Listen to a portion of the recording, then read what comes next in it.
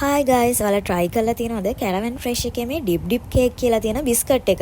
මේක බිස්කට් එකක්ද cookie එකක්ද කියලා කියන නම් හරියටම මම දන්නේ නැහැ. Anyway, ඉතින් මට නම් මේක බිස්කට් එකක් වගේ.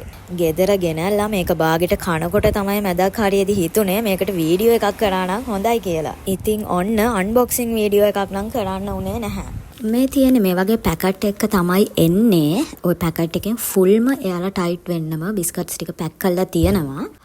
බිස්කට් එක එන්නේ ෂේප් එක මේ වගේ ස්ක්වයර් ෂේප් එකක් එන්නේ. හැබැයි ඒක ප්‍රමාණයක් කියලා නැහැ. එක සයිස් එකේ ස්ක්වයර්ස් තමයි තියෙන්නේ. මේකේ රස නම් ඇත්තටම මට කියන්න තේරෙන්නේ නැහැ ළමයි.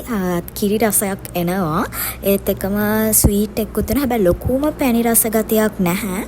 බිස්කට් එක නම් ටිකක් හයියි. හැබැයි කනකොට එක කටේදීම හරිම සොෆ්ට් විදියට දිය වෙනවා. මේක ඇත්තටම කන්න තියෙන්නේ ටී එකක ඩිප් කරගෙන වගේ. ඒක තමයි මේකේ නමත් ඩිප් කේක් කියලා තියෙන්නේ.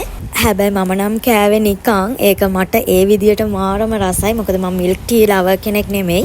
ඉතින් ඔයත් මිල්ක් ටී ලවර් කෙනෙක් නම් මේක අරගෙන ඩිප් කරගෙන කාලා try කරලා මටත් ඒ කමෙන්ට් එක දෙන්න මොන වගේද කියලා. මේකේ ගාණ වෙන්නේ ඇත්තටම රුපියල් 450යි. ඒ ගාණට නම් මාර worth මේක කාලා තියෙන තව අය ඉන්නවා නම් ඔයාලගේ එක්ස්පීරියන්ස් එකත් මාත් එක්ක ෂෙයා කරගන්න. ඉතින් තවත් මේ වගේ ෆුඩ් රිවිව්ස් බලන්න ආසයි නම් Girly Moods අපව ෆලෝ කරලා තියාගන්න. බයි.